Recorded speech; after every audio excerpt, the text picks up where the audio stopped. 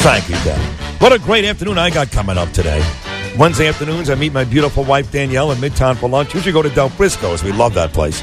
Felix, my boy Felix, is now the GM.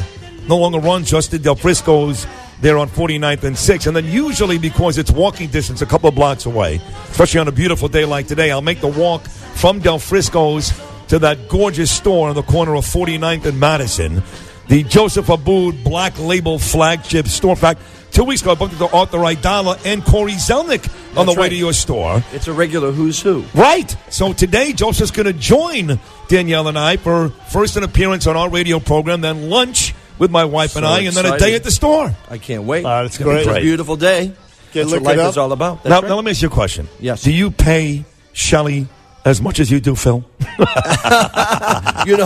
Shelley's opportunity. A female in the store, yes. And you know what? It's so true that, the whole idea of, we have so many women employees in our company. Right. And many of them are more highly paid than a lot of the guys. They are. Well, it depends on their skills. We don't look at people as a male or female. We look at their quality. The contention is that females who may have the same skills and the same jobs do not get paid as much. But that's not the case in the Joseph Abboud organization. No, we have so many important women in our organization doing very important jobs.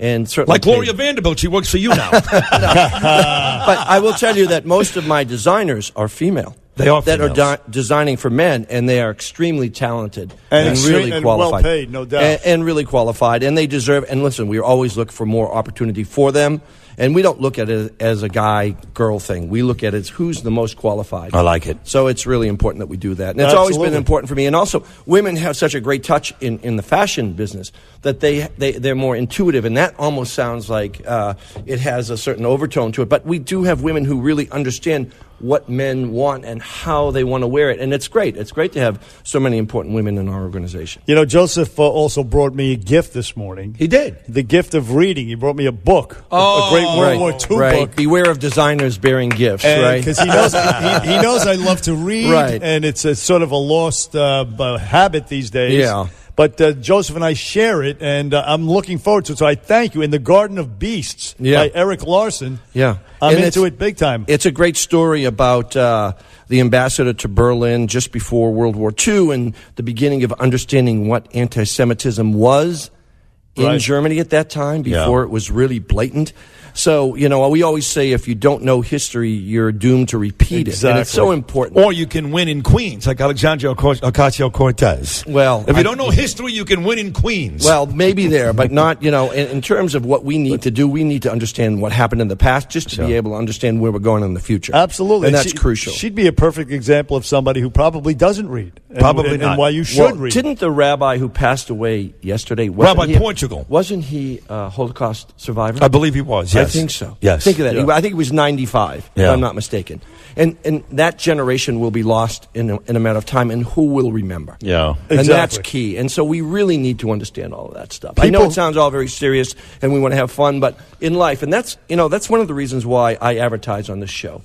The show yesterday was amazing. I didn't want to get out of the car. Yeah. Chaz's stories, the fact with his dad and Robert De Niro and Yankee Stadium, all of that stuff.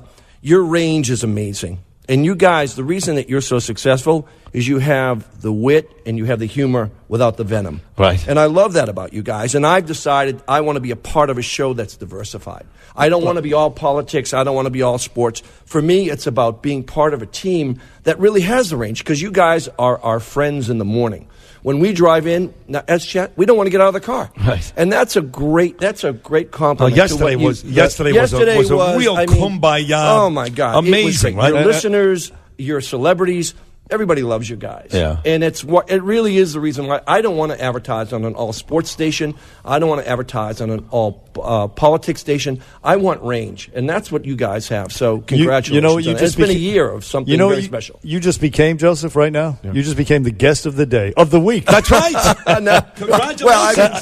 Thank you so much. I'd sort of, if you look at a turkey dinner and Chaz being the turkey because he's the main course, I'm more like the sweet potatoes.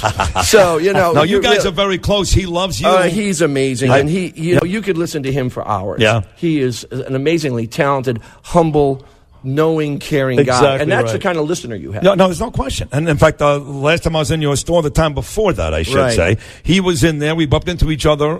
And actually told me the story about Yankee Stadium, which he shared with you and I on this show yesterday.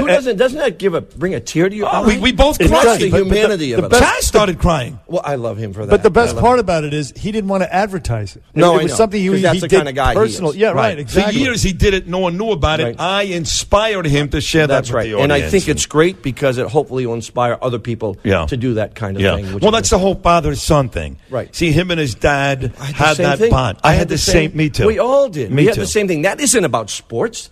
That's about humanity. You know, my dad, as I told you, he was disabled. He never went to Fenway. Right. But I listened to games with him at night. Yeah. You know, listening to the cricket. Who doesn't remember that? That's why we have allegiances. That's who we are as guys. Yeah. That stuff is important to us. Yeah, I didn't have that, but no, Bernie didn't have that. No. I was like, go to bed. Get out. That's right. I had it. You don't watch during the day. You're not watching at night. My dad was my football coach, my baseball coach. In fact, one of the worst fights I ever got into with my dad. This is a true story. I was playing Kings Bay football in Brooklyn, New York, and I was on the Redskins, and he was the coach. And I was playing running back. And he wanted the quarterback to pitch me the football, not when you hand it off, but when you pitch it. Right. And we had run it a couple of times in practice, and we were slow at it. So every time the quarterback would pitch me the football, before I knew it, the defensive lineman was in my face, and I was getting like, remember the movie The Longest Yard? Right, bang. I think I broke his effing neck. Right. So I'm in the huddle, and my dad calls a play. I go, Dad, I'm not doing it. He's like, Sidney, we're going to run the play. I go, Dad, I'm going to tell Mom. I swear to God. Like, I'm telling Mommy. I'm an asthmatic as it is. I weigh about 30 pounds soaking wet. You're going to get me killed out here. I'm not running the play. I start to cry. Takes me out of the game. Brings me back 2 plays later. Throws me a pitch out. I run 60 yards for a touchdown. See that? There could be a movie about that. That's very nice. That's a true story. Yeah. Right, but that's the connection. And just coming back to family and to relationships, and you guys, I think your listeners are your friends. So you talk to us. Not just our listeners. Pete Morgan, by the way, says that's exactly why I advertise on the show, too. Guest of the day. How about the guest of the effing year? That's from Mr. Peerless. I love him. I love him. You know, but at this point in my life, if we can't be honest about this stuff, right? Yeah. And you make decisions. I want to be with people I like. I want to be with people I care about. You guys are great. I've got 2 of my friends are in the car. I hope they're listening. John and Laura. So we had Kevin Costner on, right? Or you did. Right. And that's it. Joseph was now taking ownership of the show. That's right. It's the Bernie Sid and Joe show. He said it. We're all family. And Laura's dreamy-eyed, and I sent you a text, and I said, you know what? I got Laura to listen to the show. All right? So it wasn't about, you're not tunnel vision. And I love that. I'm so excited. And I love being here. And I seriously mean, I don't mind my 2-hour commute anymore. Yes, that's right. That's right. You have a long commute so you got Westchester to New York City. You get me. I get the pre-show at 5:30. I get whatever was on yesterday. Right. And then I'm right in at 6. Well, you may start to dislike your trip in the morning, even with great radio like Bernie and I, when you start to pay more money. Oh, my Although God. you're going to be below 61st and 49th. Congestion pricing. Right.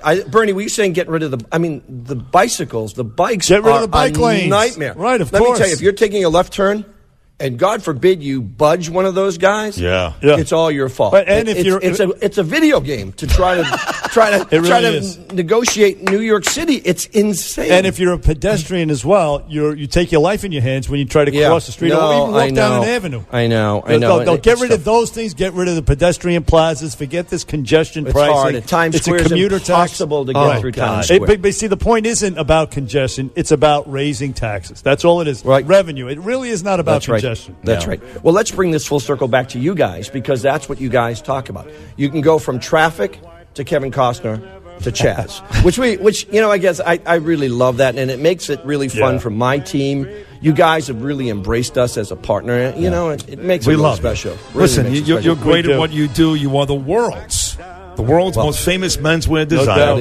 Your store on the corner of 49th and Madison is gorgeous. And on top of all of it, we wouldn't be saying these nice things. If you were a lousy guest, it wouldn't matter how much money you spend on this show. You wouldn't be here. You wouldn't be here. He's a reader. And remember this. not all readers are leaders, but all leaders are readers. That's right. That's right. Thank you, Joseph. You were great, Joe. Thank I love you guys. I'll see you later. We're looking forward to it. Thanks, Sidney. 1-800-848-WABC. When we get back, we just talked about it. More on congestion pricing. People are running out of New York City. We're coming right back.